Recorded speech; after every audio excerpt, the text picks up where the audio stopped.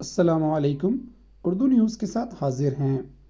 سینٹورس shopping mall ایک دن کی بندش کے بعد کھول دیا گیا، بیسمنٹ بند رہے گی۔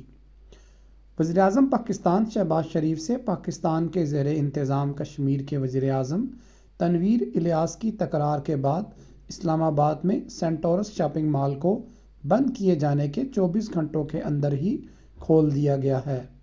البتہ کیپٹل ڈیولپمنٹ اتھارٹی کے ترجمان کا کہنا ہے کہ عمارت کی بیسمنٹ کے غیر قانونی استعمال کرنے کی وجہ بند رہے گی۔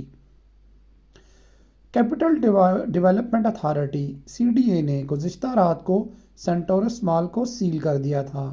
BBC سے بات کرتے ہوئے CDA کے ترجمان نے بلڈنگ کو 5 دسمبر کی رات کو بند کرنے کی تصدیق کرتے ہوئے کہا تھا کہ اس کو سیل کرنے کی وجہ بلڈنگ کا غیر قانونی استعمال بتایا تھا۔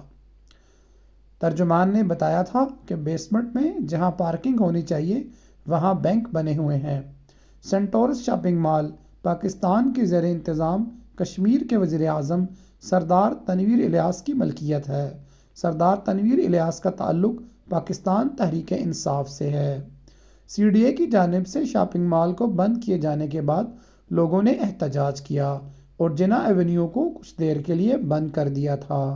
احتجاج کرنے میں اکثریت ایسے لوگوں کی تھی جو سینٹورس میں کام کرتے ہیں۔ پولیس کی بھاری نفری نے موقع پر پہنچ کر جناح ایونیو کو کھلوا دیا تھا۔ شاپنگ مال کی صرف دکانوں کو بند کیا گیا اور بلڈنگ کے اپارٹمنٹس میں رہائش پذیر افراد کے لیے F8 کی جانب سے راستہ کھولا گیا ہے جہاں سے وہ آ جا سکتے ہیں۔ اردو نیوز